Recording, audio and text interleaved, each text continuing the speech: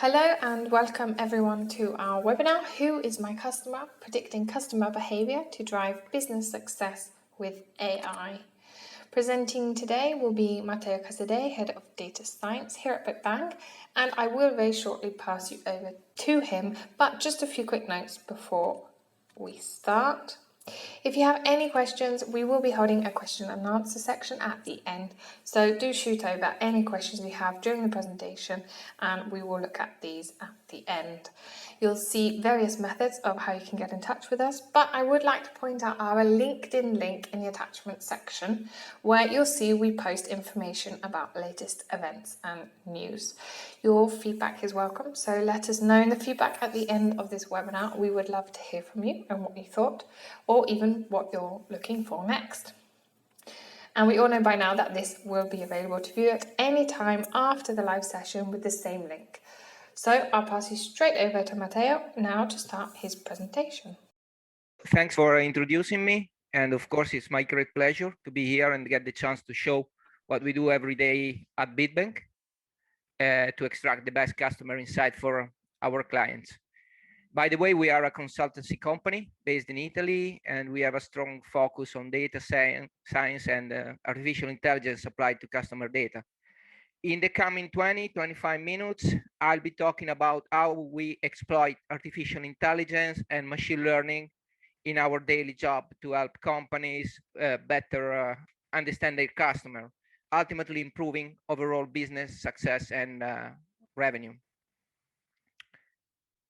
Just a few words about me. My background is on software engineering. I got a PhD in computer science and complex adaptive systems a long time ago, back in 2009.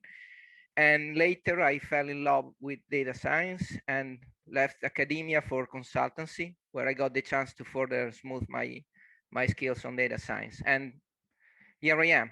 So time to start with our agenda. And just a quick summary of the main points I'll be touching today. We will start with a short intro of what it means today getting in touch with your customers, highlighting the pitfalls, the opportunities, and why it's important to improve our awareness and knowledge of customers. Then I will elaborate briefly on the relevance of data to address this task. And finally, after a brief intro to a few artificial intelligence concepts, I'm going to show our toolbox of customer-centric advanced analysis that as a data scientist, we adopt every day to answer the key question, who's my customer? And we will end up as usual with final remarks. Okay, so what does it mean to get in touch with your customer in the digital era? Perhaps we need to take a step back and outline some of the well-known goals that every company strives to achieve in its business. First of all, retain customers. Indeed, we all know that acquiring a new customer is way more expensive than retaining existing ones. Then optimize budget, for example, the one devoted to marketing activities. And last but not least, I would say maximize the overall revenue and profit. But we all know that it all starts with one key question, which, by the way, is also the title of this speech. Who is my customer? Which needs does he or she have? What does she look like? How does she behave? What does she likes or does not? Once we got the answer, we may plan a marketing strategy which is actually effective to reach the aforementioned goals. So, of course, this is even a more challenging achievement in our time due to the tremendous technological advancement we constantly witness over. We have been constantly witnessing over the last years. No doubt, we have to deliver the right message, one that is really tailor-made on the person receiving it, and also the folks we are addressing must be carefully chosen, must be people likely to buy our services or product, and we must be, of course, timely as concern both time and space. This mainly because of the pervasiveness of technology and connected devices today. And all of this basically has to do with so-called personalization. And all of this sounds pretty challenging. And yeah, you bet it right. It is challenging. But why? I just said that this is challenging. Well, once again, it basically depends on technology and digital age related issues, I guess, especially the fact that today customers typically get in touch with your brand in a multi-channel fashion. They use several devices, desktop, smartphones, plenty of different platforms, web, social platforms, email, chat, messaging systems, not to mention traditional channels such as physical store, call centers, phone, etc. It's been turning into an actual omni-channel experience. That is to say that customer experience is becoming a journey where the user leaps from one channel to the other in a seamless way, such as, for instance, the journey depicted here on the right of the slide. Several, we have several completely different channels that are touched before the customer actually buy a product. And as you can see, the journey is a true blend of digital and more traditional touch points. Okay, so what? By now, you must be asking yourself, am I coming or not to a point? The short answer, of course, is yes. My point here is that omni-channel means huge volume of data generated daily by interaction between customers and brands. Put it simply, this represents a big opportunity for us to provide better answer to the original question, who is my customer? And so we need to start from the data. And back in 2015, Forrester already recognized the importance of data generated from digital channels to improve overall business revenue. And our practical roadmap always starts exactly with making better use of data and exploiting it to get customer insight aimed at improving experience and personalization. Extracting better customer insight, by the way, is the exact focus of our activity as data scientists at BitBang'ss. And of course, when it comes to advanced analytics, we have different kinds of approaches at our disposal, each featuring increased level of complexity and of course, resulting business value. The use cases I will be presenting in the next, which are based mainly on artificial intelligence and machine learning, fall mostly in the predictive category, where we basically try to have a look at the future based on experience recorded in the past. And if I were asked to define a roadmap of advanced analysis, I would probably structure it in three main pillars. Listen, understand, and predict. So listening means being able to intercept and recognize people's opinion about the brand and the company, trying to intercept the overall sentiment of customers. That makes it possible for us to answer a few specific and very important questions. For instance, I just reported here a few examples.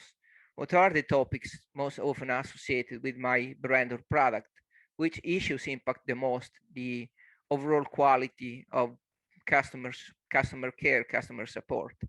What do my customer think of my latest product? What is my customer sentiment when it comes to a specific product or my brand? And so on and so forth. Then comes the second stage, understanding how your customer behave so as to create basically profiles organized around meaningful factor, just for instance, the one I reported here: frequency of spending, recency of last purchase, average cash value, if my customer is mostly a digital one or a traditional customer, time spent on e-commerce, product categories visited on my e-commerce, and so on. Last but not least, predict. Predict is about forecasting what action my customer is going to take in terms of interaction with the company. In other words, here what we try to achieve is forecast future customer behavior. That allows us to provide answer to some additional and very relevant questions. For instance, will my customer renew a given service of subscription? Will she buy a new product? How much is she going to spend over the coming X month? All right, then. Let's now move on how data science and artificial intelligence can help us in this, I would say, perilous duty. So I won't go too much into the detail on how artificial intelligence is employed in data science today, as I assume you all are familiar with these concepts. And what we typically do is to exploit any apt methods from machine learning, deep learning, natural language processing, and that's pretty much all we need to know for the sake of this talk. I won't get into the details of this method and approach. And but whatever artificial intelligence, whatever advanced these techniques may be, they would be just worthless without the data. There is a saying going like that: data is the new oil, meaning that we need to have enough data in order to be successful. And of course, it needs to be quality data, carefully labeled data, especially when it comes to supervised machine learning approaches. And as we say in technical jargon, um, we talk about label data. And once we have quality label data, we can adopt it to train our models. And also, a long time ago, of course, time ago in terms of computer science time units, I would say, a pillar paper on this subject referred to this phenomenon as the unreasonable effectiveness of data, meaning that we should just stop searching for the best model or algorithm, and instead we should invest more time in collecting training data that better represents the phenomenon we want to predict, we want to work on. And having said so, I just did not mean that models have no impact at all on the quality of the final outcome of our projects. But like computational resources today, perhaps even models have turned into mere commodities, I would say. No doubt, we got tons of models to experiment with different degree of complexity, of course. But being a data scientist myself, let me tell you something that probably won't surprise you at all. And my team and I usually spend more than 80% of our working day in getting better training data. Of course, when feasible, not always that's feasible. And in preparing this data to get better input variables. And by better, I mean features with good predictive power. And simply, the time devoted to modeling comes down to less than 20%, I would say. Okay, so coming to data, which data do we actually need for this customer-centric analysis? Short answer, basically any data which is relevant to customer behavior. So CRM data, billing data, sales, point of presence, even ERP data is relevant. The true issue here lies in the fact that this data typically stored on different systems and products that do not talk with one another, that they are true silos. And accordingly, it's hard to achieve the so-called unified customer view. And while we can perform some advanced analysis, even by considering just a partial view of the customer, breaking these silos becomes anyway fundamental to devise comprehensive insights on customers. So reconciling, of course, is out of the scope now, but basically means searching for apt matching variables to reconcile these silos of data. And as data scientists, what we can draw from our virtual toolbox?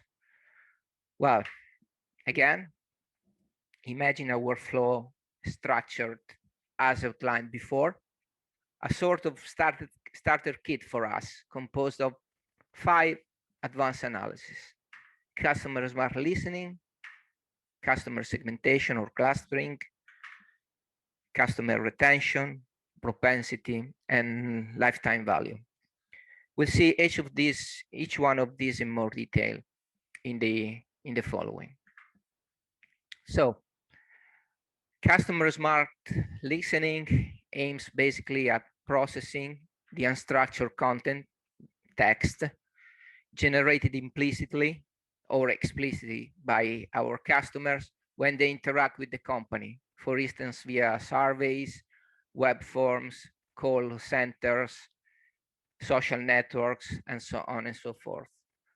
We adopt basically NLP techniques, and we usually perform topic modeling to extract hidden topics. Algos adopted here usually include, for instance, LDA, neural topic modeling, word-to-vector, doc-to-vector, and so on and so forth. Other supervised machine learning model can be exploited instead for performing sentiment analysis. So the resulting logical pipeline looks like basically this one, where discovered topics are further analyzed to assess the underlying semantics and coherence. And ultimately, those can be leveraged as a base to automate specific tasks, such as, for instance, routing calls to the most appropriate customer care division. And with segmentation, with customer segmentation, instead, what we try to achieve is to identify a reasonable set of customer profiles based on past recorded behavior as a base, for instance, for proposing and suggesting personalized product or discounts to user, to setting up personalized marketing campaigns more in general.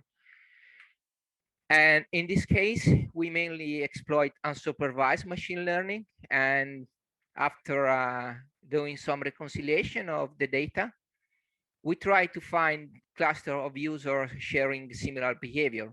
For instance, in terms of product purchase, frequency of visit to the e-commerce, recency, so on and so forth.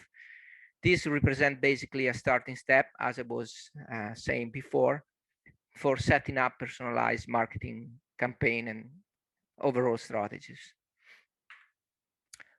Well, coming to customer propensity, here we aim at finding customer likely to do something which is relevant for one company's business, such as, for instance, buying a given product or service in the coming future. It works by assigning each customer a propensity score, basically a probability to convert. Usually we model this by leveraging customers' past behavior and interaction with the brand. And we use supervised machine learning to assign a propensity score to each customer. The model so trained can then be applied to new customers and ultimately adopted to drive subsequent marketing efforts, for instance. And for instance, we do that by leveraging the segment of users with a very high propensity to convert, the top of the pyramid you see here, for instance. And after modeling, in this example shown on the right, after having modeled our customer with unsupervised machine learning with clustering and training the machine learning model for propensity, we are just able to detect these segments of customers organized in a sort of propensity pyramid, and the customer at the top just being the guys with the highest value for business. And then comes customer retention. For the sake of time, I won't spend that much on retention, and as the methods employed here are pretty much the same as in propensity. Here, the goal is to find customer likely not to renew a service subscription, those likely to abandon the company. Here, the score assigned is usually called churn probability. And what we have done in the past, as an example of why retention is relevant, was to use machine learning, again, supervised machine learning, to build a monitoring system that periodically can warn on customers likely to churn. So that helps company to address the issue of retention in a, I would say, in a timely fashion, in a timely way. And eventually, the last one, customer lifetime value. Here, we strive to assign each customer a value, representing basically the total amount of money they will spend on company's product or services over their future interaction with the company. And this value can be, for instance, exploited to find customer with a potential future high revenue. This is very relevant for setting up cross-selling and upselling campaigns. And again, we rely on past behavior in purchases, and usually we train a supervised machine model via an approach called RFM, recency, frequency, and monetary, that looks at the past in terms of volume of purchases, amount of money spent on each purchase, recency of the last order. Again, the output here is a set of customer segment organized depending on forecasted future value. And I'm at the end. Hope you enjoyed it. And just before leaving room for questions, if we got time, just a very quick recap of the main points covered today. First of all, we made it clear that the sheer amount of data produced today by Omnichannel is a very great opportunity for any company to improve their understanding of customers. Of course, data science and AI are fundamental in the definition of a so-called customer-centric analysis toolbox.